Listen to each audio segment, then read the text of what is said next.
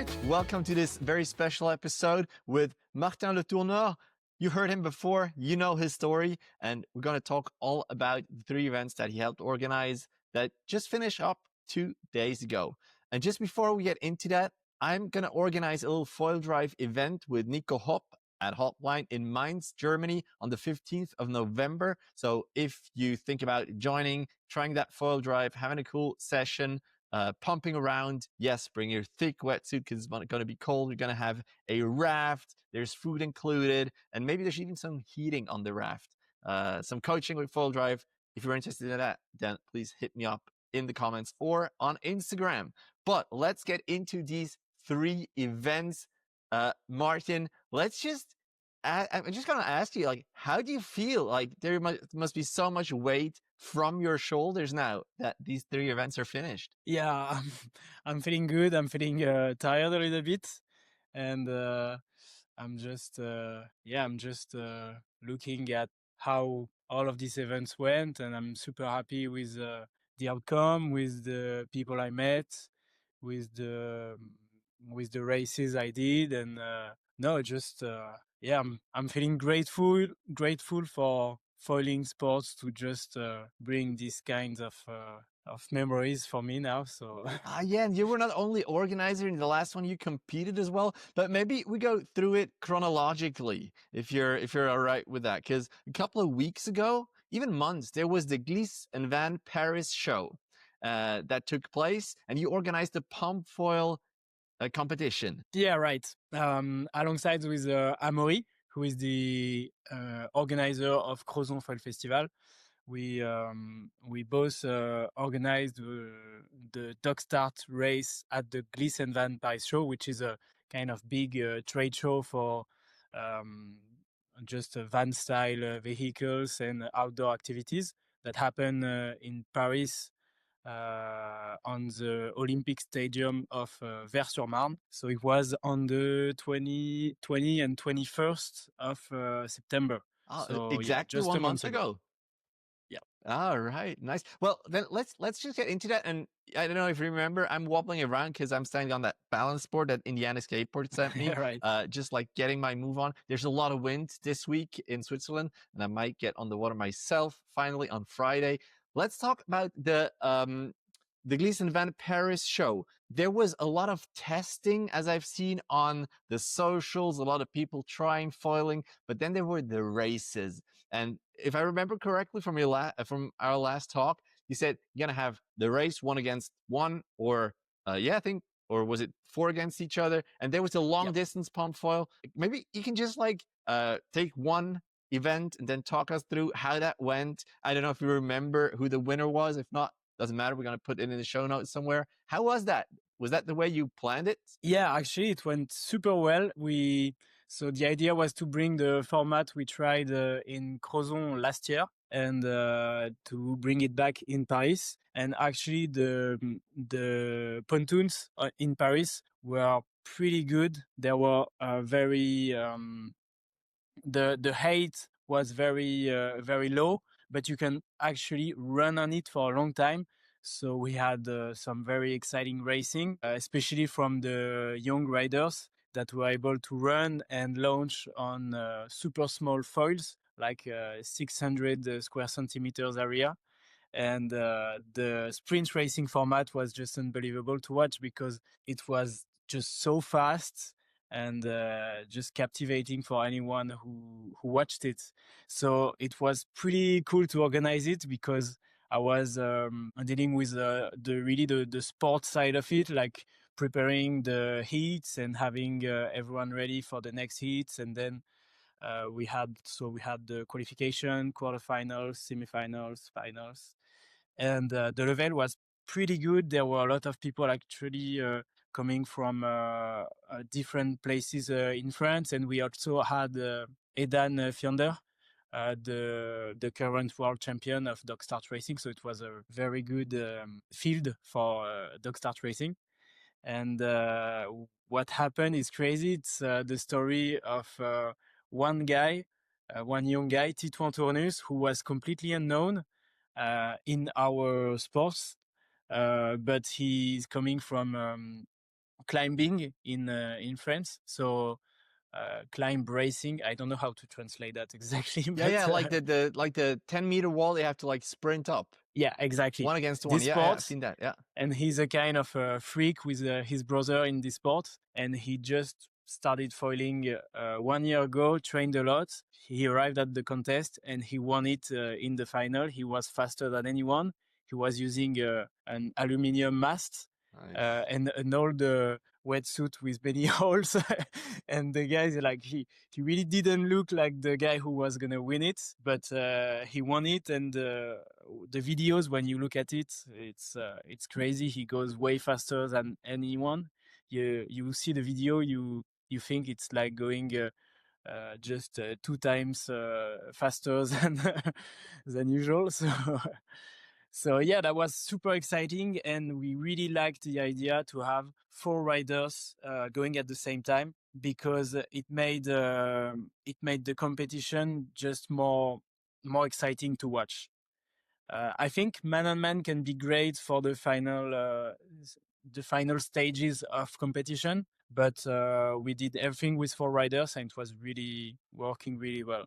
So yeah, I don't know if there was a question on that format. That was super nice to do, and actually it went out pretty fast when organizing it. Very nice. Were there a lot of spectators during these races? Yeah, quite some, because the race happened right in front of the trade show. So there were other races at the trade show that weekend. There was a stand-up paddle race. There was an e-foil show. There was also, I think, a windsurfing race, but it didn't happen because of the wind. And actually, everyone was training for dog start racing for a couple of days. So all the spectators, all the people in the trade show just went to watch it when the contest started. And there were not too many people at the trade show at that moment, but still a few hundreds watching it. It was pretty exciting. Very Like nice. the kind of the idea of a stadium and dog start racing, it really matched. It's a great match. I can really see that because you don't go far away and it's super exciting. People falling, it's super fast. If I remember correctly, Eden Fionde didn't use his foot straps. Was that his choice or were those the rules? No, it was the rules. Actually, this event was an Open de France, so French Open of dog start racing under the French Federation of Surfing rules. And as we want everyone to compete on the same rules and chances, we asked Eden to put off the straps, so which he did, and he trained a few days before to be like everyone, which wasn't really easy for him. I think like you could see with his style that he was adapting to it. Yeah. He was super fast, still very good, but you could tell he missed the straps a little bit at the beginning, but at the end he was really it was easier for him, I think, at the end in the final stages. All right, very cool. And then there was this long distance race as well. And you said last time we spoke that you weren't sure whether it's going to be 1, 2, 3 hours and you're going to have to stop it. How did that go? So the format changed quite a bit during the few weeks before the event. We actually talked a lot with the competitors, trying to find the best ideas. And we thought it would be important to cut it at 1 hour, because we can't have riders just foiling around on the lake for hours, and a team to record it, to check the buoys, to spectators would lose interest in watching it. So we thought it would be easier to keep it under an hour.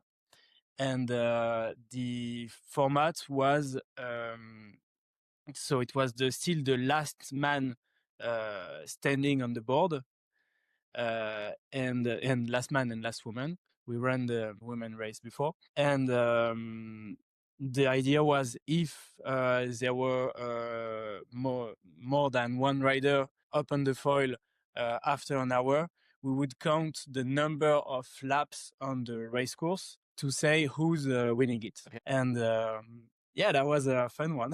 So how long did it go? Did it go for a full hour? No, it went for 48 minutes. Oh, wow, still. Yeah, it was Anthony Moget, and actually it was really interesting because it showed the difference of doing a personal record on your lake with the best conditions and everything, and trying to do the same on a competitive racing format with other people around, with buoy turns to make, and with other obstacles, because we were sure there wouldn't be any seaweeds, but actually there were some little plants and herbs, and the first guys, they had to deal with kind of super thin seaweeds for a couple of laps. Like so they knew they had it and they had to keep going. Shit. That was crazy to witness. So it would have been a good thing to start a little bit more to the back, so the first guys can mow the lawn and then they can like swoop in and take him over. Yeah, I don't know. No, I don't think it would have worked. It was, but what is fair, what is good is it was fair because it was the same for everyone. I think everyone had to avoid it, and at some point they just had some on their masts. So like it wasn't the big plants, and you have to just stop foiling because you can't go any longer. You could keep going, but it was just a bit harder, and even psychologically it was hard because you know you aren't in the best setup once you have one on your foil.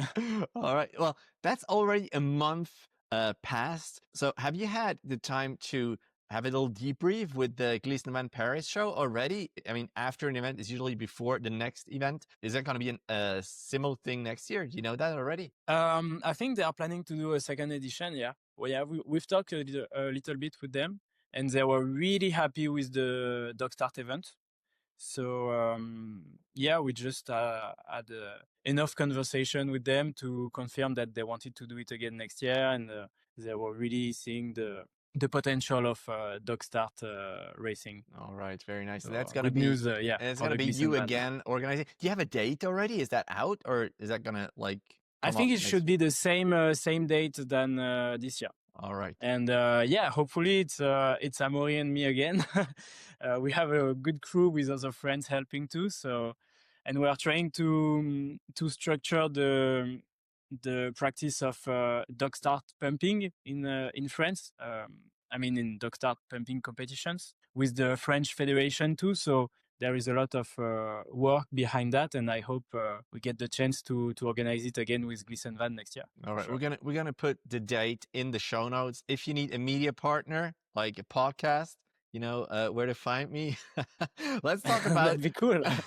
Let's talk about the next event, Les Ailes de Saint-Tropez, that happened over like a little over a week ago. That just finished, 10 days ago, and I mean, honestly, those images, those videos looked amazing. I mean, how good was the weather? I heard the conditions for downwinding were not that great, but it looked like everyone had a good time as well. Yeah, it was just beautiful. You know, in Brittany where I live, the summer stopped like at the 31st of August, and then it was like winter time straight away.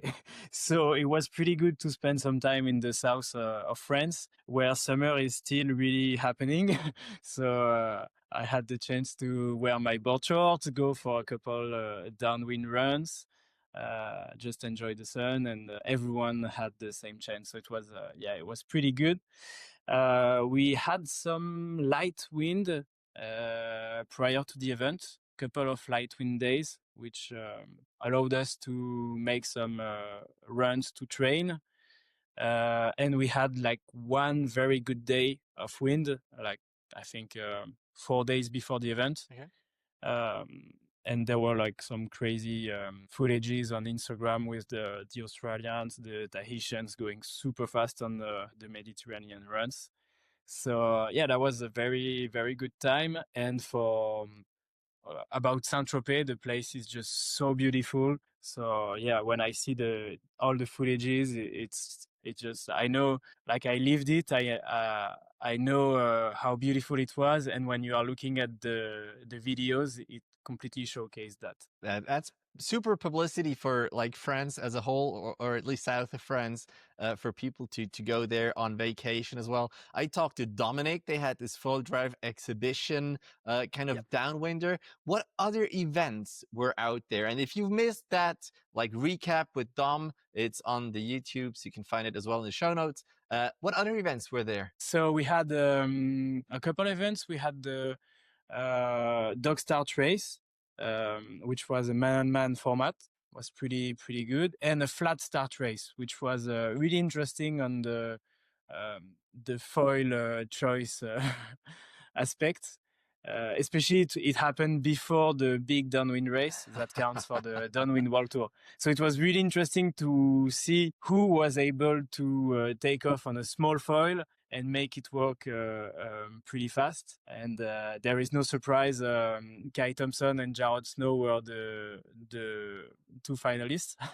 So I like that format, and the fact that they kept the semifinals and finals to run it in Saint-Tropez Harbor was a really good idea, because it was just beautiful to run it in front of the old city, the big boats at the sunset. It was very nice moment. After that, we had a great party with everyone. So yeah, hats off to the organization for having the idea and putting it together.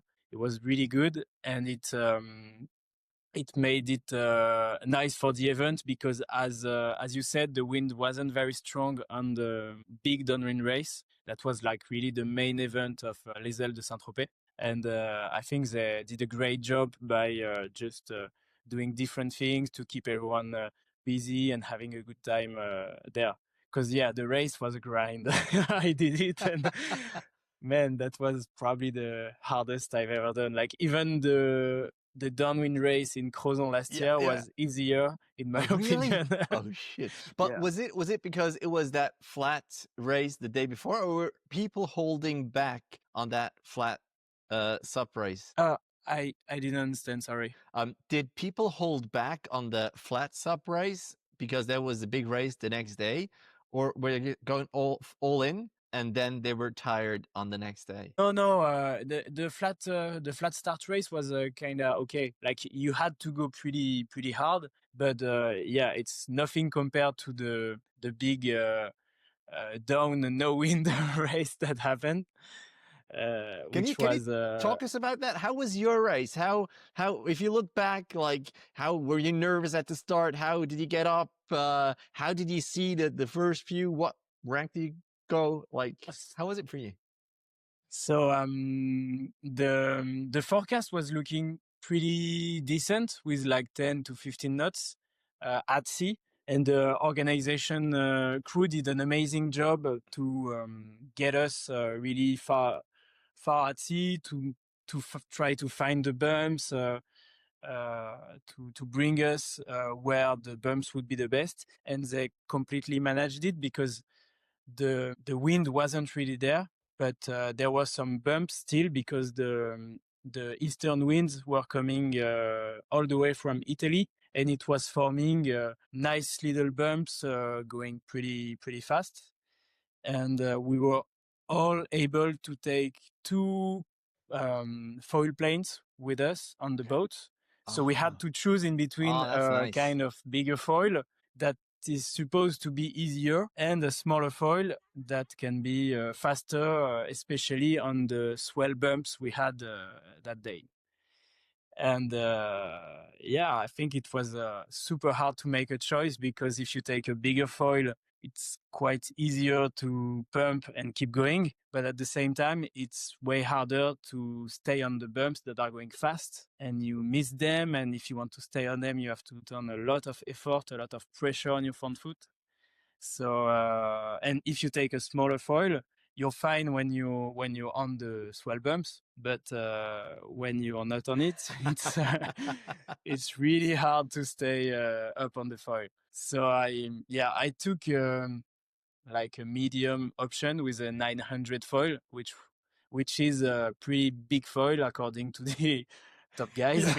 And that was hard. Like, I could go a little bit on the swell bumps, and then I had to just struggle in between to find some glide, find some rhythm, and then go again. So it was like 1 hour of pumping, like pretty much the same race than the endurance one we organized in Paris. But no, actually it was super technical, and I think the organization crew of Les Ailes de Saint-Tropez did a great job by choosing this day and this race course. That was the best decision to make, and they showed their ability to make the good decision and work with the logistics they had. So that was an interesting one. How many competitors were there, and what rank did you get? Did you not answer that on purpose? We were 80 on the start line. Oh wow! And actually, I think we were like 40 to finish the race. Okay. Really? Many people had to just leave and get on a boat to reach the finish line with everybody. And I finished 16th. So I was amongst the first one to arrive with falling down or making a break at some point. I had just one break at the middle of the race for 2 minutes, just for my cardio to go down. And it felt really good actually when I took off again. And yeah, I think everyone behind me, they had to stop for at least one time, except I think Lucas Schuler, foil only, who took a very big foil and who didn't stop, but he was going very slow. But he still arrived and made the top 20. So that was a good strategy too. All right, very, very nice. There were women as well, I suppose. Do you know about them as well? Yeah. So there were Olivia, Naomi Echen, the Tahitian, and Mélanie Lafenêtre, French stand-up paddle racer that's getting into foiling. And we had a couple more with Holly Pye and Caitlin Baxter. But only Olivia, Naomi, and Melanie finished the race. And actually, it was very frustrating for Naomi because she was battling it out with Olivia, and she was leading just before the end. And she just missed the arrival. Like she thought it was somewhere else. She saw some buoys on the coast, and she made like a big turn. You could see it on the tracking, on the GPS tracking. And she made a mistake that wasn't possible for her to come back. And so Olivia passed her with 1 or 2 minutes in front. And Olivia did a good race. They both did a very good race considering how hard it was. And Melanie, she did such a great effort. Like she had to take off, I think 40 times, something like that. She told me she was taking off, pumping, and then falling down, resting, taking off again. And she's a beast. She's a world champion of stand-up paddle racing. Yeah. And I have no doubt she's capable of doing that, but still it's pretty impressive. That is crazy. I recorded a podcast, kind of come out like next Monday with Jens. He invented Foil Sessions and is programming that app.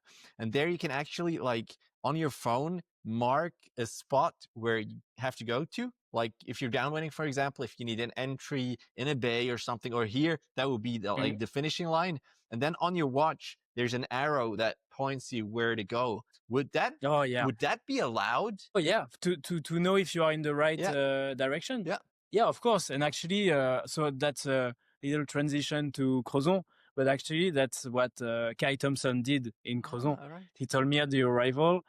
And because it was like when you started from the last downwind race we did, it was a 31-kilometer downwind race. You couldn't see the arrival. So having it on the watch is pretty smart, which I didn't do, but he did it, and no surprise, he won because he's a beast and he had the right direction to go. Yeah, that makes a lot of sense. And if you're allowed to do that, then why not? Is there anything else from Les Ailes de Saint-Tropez that you want to add, or can we go to Crozon? No, just as you said, it's super good to have 2 events with Saint-Tropez and Crozon in France on the Downwind World Tour. Fred and Amaury, they do an amazing job for that, and I'm super thankful to be a part of it. So hopefully I will be there again in Saint-Tropez and then working on Crozon too. So everyone like packed their stuff together, put it in vans or like trailers, and then everyone headed to Crozon together.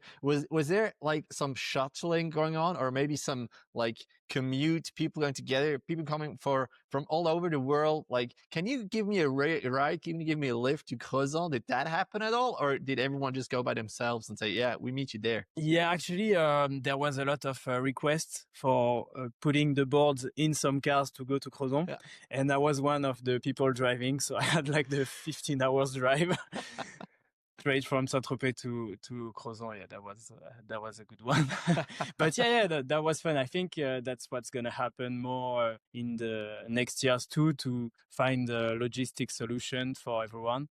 Because it's easier to fly from Saint-Tropez to Crozon than just drive. Yeah. So yeah, I think there was like a big van where they had maybe 10 boards inside, and some of my friends were driving it all the way from Mediterranean to Brittany. But the rest could also take the train. Like I mean, people are flying all over the world, but taking the train would be a lot more sustainable. But anyway, that's not the podcast. I agree. No, that's perfect. I think you could do it with the train. I'm sure it wasn't too hard. A little longer than with a plane, but still faster than with the car. I completely agree with you. I think it's about the same. All right. But you can chill when you're in the train. That's true. And I couldn't chill when I was driving. Yeah. Plus, to watch the you with your thousands of dollars of boards in the back. Yeah, you need to be careful there. So you're at Crozon probably Monday or Tuesday, I guess. And then you're already like all in again, organizing, and also maybe go for a run yourself. Were you able to practice in Crozon, or were you just on the organizing committee? No, I was straight away in the organizing committee, because we had to make the registration confirmation and then the race briefing and then set up the media team. And yes, just so many things going on. My job is more on global level for the organization. So I have to be kind of everywhere and helping everywhere I can. And I had no time to prepare, no time to rest. But no, I know all the runs near Crozon. I've done them before, and I know the coast, I know the conditions. So I wasn't feeling like I was in the best physical conditions because my mind was somewhere else. But actually, I was relying on my equipment and my knowledge of the waters in Crozon. So that was good. And actually, I was just super excited to welcome all the international riders at home. That was that brought a lot more energy for racing. Very nice. There were 3 events, right? There was the downwind, sub downwind, there was the surf foil, and again the pump foil competition. Yeah. So exactly what happened is on the first day, so on Tuesday, we had the first downwind run, which was 16 kilometers long.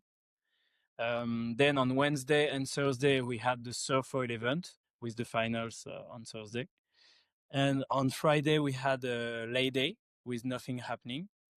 People could train, just chill and discover the peninsula. And on Saturday, we had the dog start event, which was pretty exciting. I will get back to it later. And on Sunday, we had the second downwind run, and that's where we did the 30-kilometer run across the bay of Douarnenez. So really coming from very far to the other side of the bay, it was pretty cool. I only did this one once last year, and it was so cool that we got to to do it with the good conditions this year. Yeah, it looked really good. So maybe we can start with the subfoil, those two races. And I've just seen some images, of course, of people flying on the water, but also, and that was maybe because we're used to those images of people like flailing around, walking down to the coast. There's like this small path where people can just like go one after the other, like lemmings, before dropping in the water and getting out. That looks so beautiful. Was that for both races to start or just for the second one? I think it was for both because it was the same coast for the arrival and the starting point of the first race and the starting point of the second race. So it's the coast of Douarnenez, which is super wild with big cliffs, like white sand beaches, and yeah, you have nothing there. It's just pure nature. So we were lucky to have some sun on the first race, which allowed us to have like very good pictures and videos, and that was like a postal card of what Brittany can offer, which was cool because we wanted to show that to Sure. the all the riders coming from all around the world. And on the second downwind run, it was really different because we had to wait a couple hours for the rain and a big wind coming from the south to stop because it was just pouring water. We were inside the bus that was doing the logistics with bringing every rider to the starting point, and we were all stuck in the bus with the water just going over the windows. And I knew it was going to be okay and the wind just switch and the sun would arrive, but everyone else, they were like, what is happening? What are we waiting for? Like, is this normal? So it was pretty fun moment. uh, at least it brought us really all together. Yeah. And after that, it happened as planned. The rain stopped, the wind switched, and we were able to go to the starting line. Took some time because it was these pictures you saw with the very tiny path to to go down on the beach, jump on your board. It was pretty unique for start of a race. It looked amazing. And like these two races, were they counted together and there's the Crozon finals, or how were the results managed? So it was the combined times that were making the rankings. Actually, we were just working on right now, like on putting the rankings visual post to post it on Instagram for everyone to enjoy it. So yeah, it's the combined times of each run that makes the final ranking that will count for the Downwind Foil World Tour. All right. So if people haven't seen that by any chance, which I don't believe, they should go on the Crozon Foil Festival on Instagram. And though there, you probably have like terabytes of videos and photos that you have to go through and manage now. Yeah, that was crazy. Actually, I have the Instagram account on my phone, and it just went crazy. Like I never saw stats like that in my entire life. Very I had a nice. couple of Instagram accounts working well for other brands or events, but yeah, everyone. I think everyone in the world that is into foiling has seen something about Crozon last week. Very nice, very nice. Then let's talk about the surf foil event as well, because for me personally, that's like the discipline that I know the least of. How did that go? When I saw also some videos, it looked quite nice as well, condition wise. How did it do? So we had the perfect conditions for foil surfing, like 50 centimeters to 1 meter waves, little offshore wind, and waves that were allowing you to do many turns. So as previously said, we work with the French Federation of Surfing to structure the event and define the rules to make it work. And we had a very good judging panel from the French Federation, people that are already experienced in judging foil surfing, and what we did is we had 48 riders registered for the men. I think there were 6 in the women, and for the men we could go for 2 heats for like the qualification round, and in each heat you had chances to take waves. You could make like 6 takeoff in each heat. Oh, nice. And when you do a takeoff, you are able to surf the wave, so try to do carves and turns.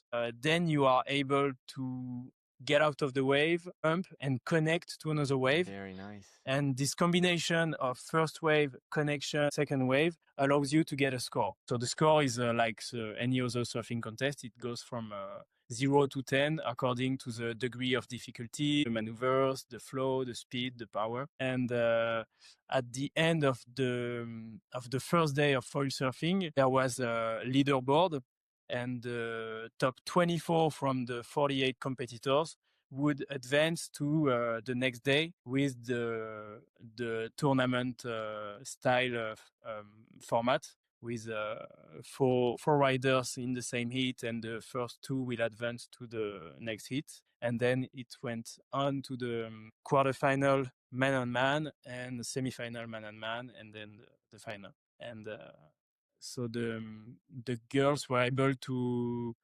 surf on the finals and make 2 semifinals and 1 final. All right. Who won? And actually, in the first day too, qualification round for them too. Who won? So it's for the girls, it's Naomi Eishen. She just surfs so well. It's beautiful to see. And she was in front of Mila Dangui, who won the Glisse Van Paris Show Dog Start race, who just started foil surfing like few weeks before and was just improving at every wave. That was super nice to see. And the level of the women was pretty good. It's completely taking off, and I can't wait to see more of that. And for the men, it was the final, Luke Atkinson against Cash Berzola.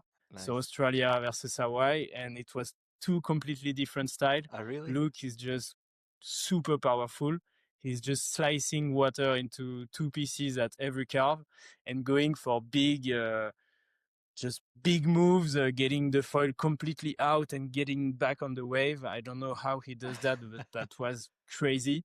He had the biggest scores of the event at every heat, and he was really the man to beat. But actually, Cash Berzola was very, very amazing to see too. He was just more on the innovative style, combining powerful carves with he did so many aerials without having the straps. That was just crazy to watch all the time in the most critical sections of the wave. So it was a very crazy final.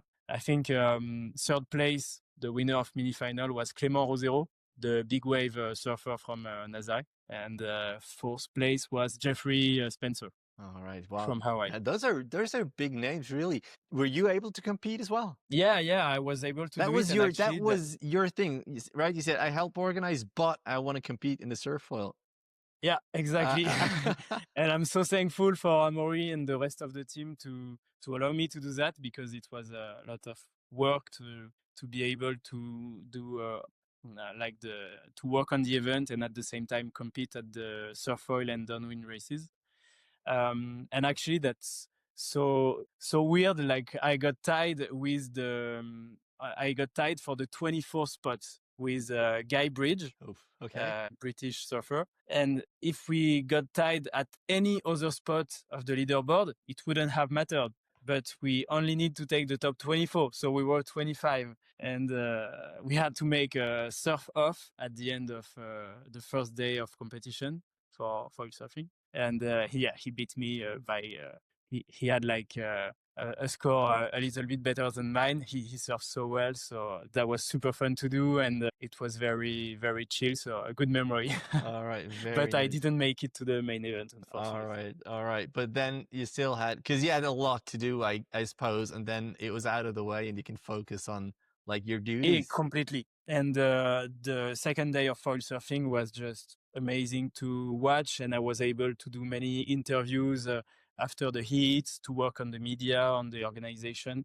And that was very good to be only working and not competing that day because it's hard to do it Yeah. both at the same time. Like the first hit I had in the competition, I was just not there. I was missing my takeoff, just falling down from my board. Really? I had to really get better in the second hit to find my scores and try to make the top 24. Right, But right. yeah, it's hard to do it both at the same time. Okay. Yeah, I'm sure that's really hard.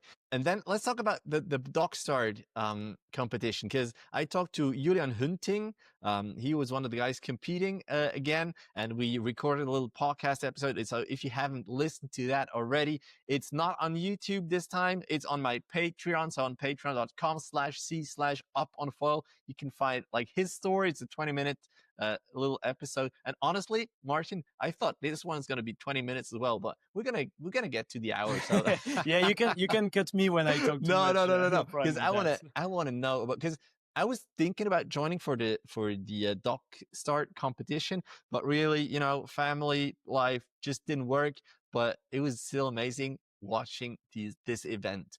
How did it go out of your perspective? So it was kind of a big deal because we wanted to make an event village just for that day, because we knew we had some show going on right in front of the crowd. So we had like a kind of big jetty in Margat Harbor, and right in front we had the pontoons where we could make the race. So that day we decided, okay, we're going to make an event village with the brands, with a bar, with a food truck, with Chris, the announcer in Glisse Van and at many other events.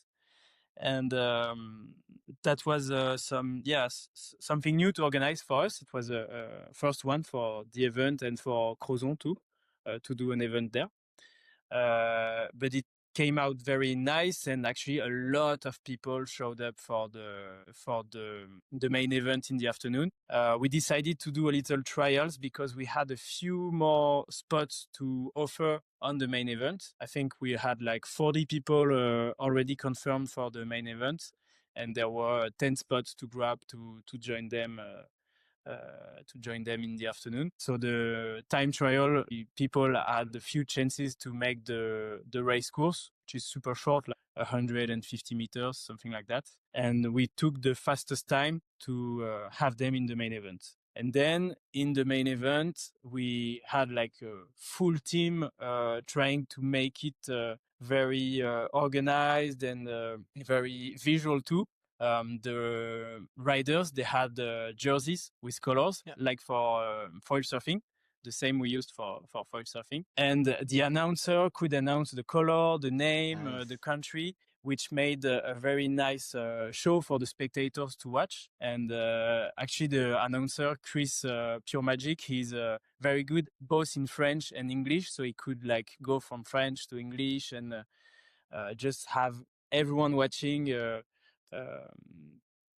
entertained by what's happening. And we kept the idea of having 4 to 5 riders going at the same time, just starting, sprinting, turning a buoy. You could like go through a gate and you have to come from the inside to turn on the outside. So you could choose which buoys you wanted to turn. And then riders had to come back to do a left turn on a buoy that was close to the finish line, and the finish line was between a buoy and another pontoon. So we had judges that could really state who was first, who was second, and who was advancing through. And there were a few close ones, but you had to take the left mark, right? Going out. Yeah, because actually there were still some wind that day, and we couldn't get the gate closer in the harbor because it would have been too short for the race. So we had to keep them a little bit more further away. And there were some bumps. So you could actually go in the gate, surf a little bumps, make your turn, and go all the way. So if you wanted to take the right buoy, then you had to go against the bumps, and which was harder. But some people still did it, and some succeeded by doing it. So the option was still there to take. I mean, as much as I love subfoiling and surfoiling, like the dock start, people that close together, that just looks spectacular, and I really loved it. And I mean, for everyone who has foil behind another foiler, you know how difficult it is with the turbulences and whatnot. There were a lot of crashes. There were a bunch of crashes in the start as well. And Julian told me that, yeah, he had to wear shoes because usually he doesn't wear shoes because it was quite slippery. Was that like a concern from the athletes, or that's just like, that's for everyone the same thing, so you just manage it? Yeah, actually the many other riders had the same ideas. They took some boots, some shoes, and they had a lot of time to train before the event, so it wasn't a surprise for anybody. But actually that's something we can work on, I think, for next edition. Because if we find the right cover for the pontoons, like the fake I don't know how you call it, like a little carpet, something. Yeah, something like that. Maybe that would help. Because the ones we had in Paris, they were amazing. Like the texture, the length, the stability of it. It was amazing. It wasn't the conditions in which everyone trains, of course, with, yeah. But still they were really cool for dog start sprint racing. And so I think in Crozon we can improve a little bit on the pontoons. But as you said, it was the same for everybody, and they all had the chance to train for it.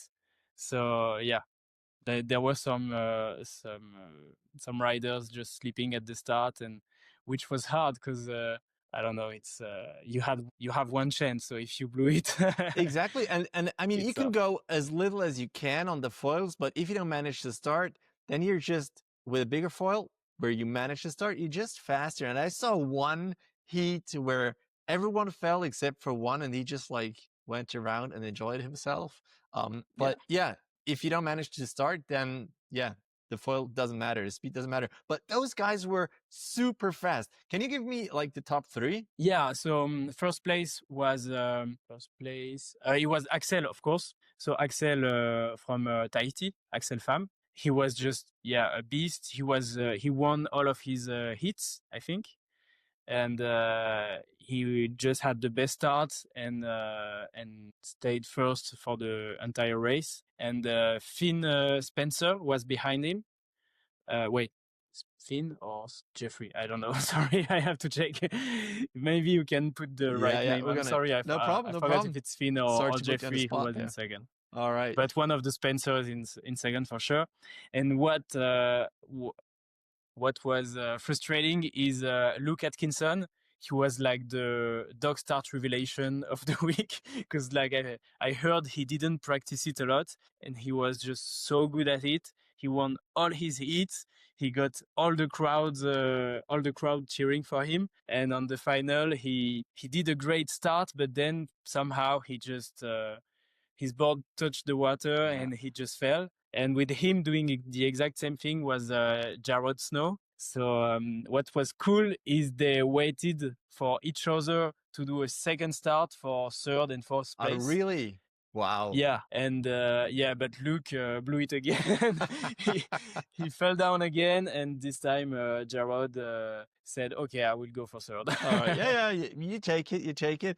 But that was cool to see, and the girls too. It was a very interesting race. Naomi won it. She's super good at dog start racing. So that was really nice to see. All right, very nice. I'm just going to ask you one question, and then the last one's going to be a really difficult question. And I'm sorry about it already, but still, I want to ask it.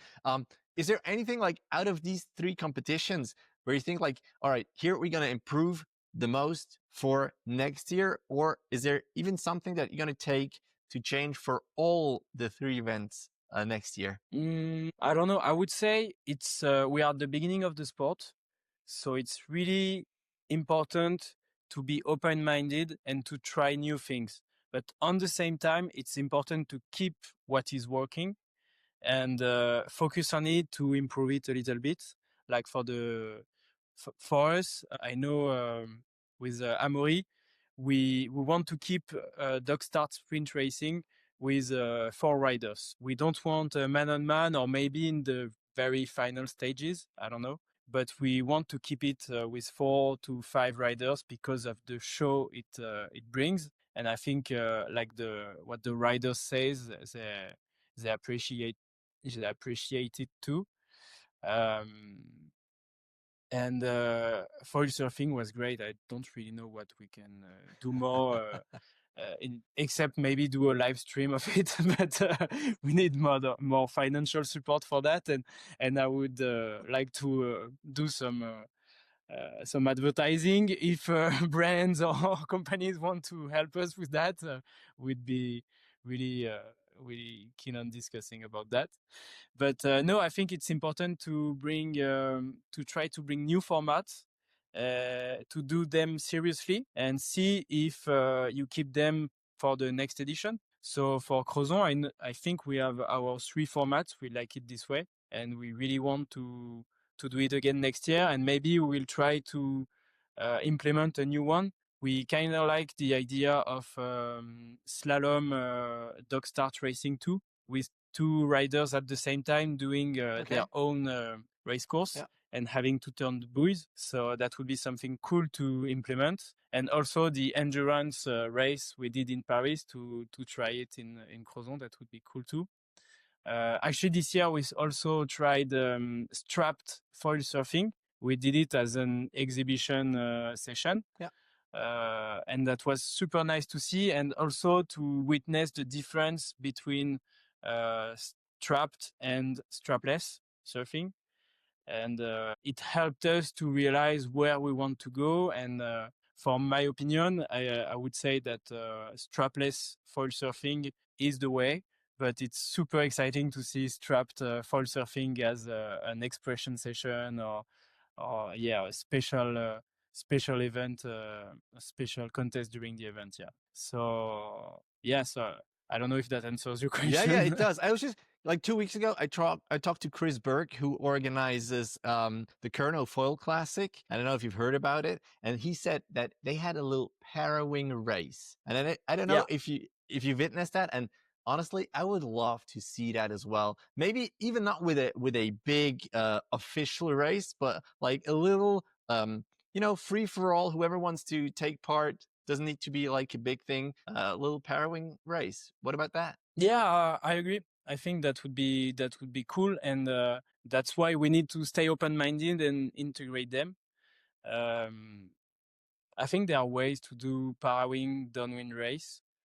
Like, for example, if you're not able to wear a harness, then makes it fair, because you can't really use the parawing to go fast if you don't have the harness. So you use it only to take off, and then you have to downwind. I would say so, because I was thinking about the parawing race. If you have like an entry line and you have to like have it packed away before entering that line, then I think for the starting line it's okay. The problem is if you fall down and then you go again and you take your parawing, and then you do the end of the race with your parawing, because it's it can be faster, That is true, but you could easily spot someone having his parawing out, and maybe you can also like get on foil and then just leave it, and someone collects them or something like that. Yeah, true. That'd be fun. And then this way, if you fall, you're just out. You're out. Yeah, and you get picked up. I like the idea. No, but you are completely. I agree with you. You are completely right. We need to try new things and find a way to integrate the new foiling disciplines into the existing formats, whether it's official or not. But that's the beauty of foiling right now. It's so exciting, so versatile, with many ways to do it. Even the foil drive, we didn't speak about it for Saint-Tropez, but I think it's interesting to bring it at this event. It was really relevant, and that's the idea. Stay open. All right. I'm going to ask you that last question. Just before I ask you that question, a little reminder. If you want to try foil drive in Central Europe, I'm going to have a foil drive event with Nico in Mainz on the 15th of November. Bring your thick wetsuit. And if you're interested and don't have a foil drive, you can use ours. If you have one, bring yours, and we do a little clinic, a little coaching. So hit me up on Instagram or in the comments here. So my question, Martin, and I'm kind of sorry about it, but also not, because it's fun. if I were only to go to one of these 3 events next year, which one should I go to? I think I'm not the right person to answer that. You should need to ask another athlete, but I would say Crozon for sure because it's Brittany is my home and Brittany is the best, so Crozon. All right, good. Oh, that wasn't that difficult. You have to come, so yeah, that was yeah. Now you have to come. That you asked the question, I answered, so you come to Crozon. All right, I'll really try to make it happen because again, it looked amazing, and yeah, with a paddle, no chance, but I can just watch you guys paddle. That would be fun. If there's a pairing race, I will enjoy that. Is there anything else, Martin, you want to tell the world? Like, what's up now? That is done. As we like established, you have to go through giga and terabytes of media. What's the next thing for you? Actually, I don't really know, but what I want to tell is just that we are super lucky to have a bunch of passionate downwind foilers that were able to discuss together to build up this downwind foil world tour. I think there is a chance we do the same with foil surfing, and I like the idea that it comes from the athletes and from existing events. So that would be amazing for this to happen. And also that can happen for dog start racing too. I think it's just even more new. So we need more experience with the formats, with other events doing it. But from now on, they are popping up every month, new dog start events. So I think there is a big future for that that way to foil. No, what I want to tell is any event organizer or athletes try to communicate with other events and other people in the world. And if we are able to travel to each other's places, discover the cultures, the food, the landscape, the lifestyles, but at the same time do what we love about competing foiling sports. That's just amazing. All right. So I hope it goes this way. All right, let's really hope so. And talking about this SUP World Tour, there's a podcast coming out with James Casey in like 2 weeks, so nice. Stay tuned for that. Also a banger. Thank you very much, Martin, and I wish you a very like relaxing time now that you have a little more time on your hands. And thank you very much for your efforts, man. Like the foiling world. Thanks you. Thank you for for having me at the podcast, and looking forward to listening all your next episodes. All right, thanks, man. Have a good night. Yeah, good night.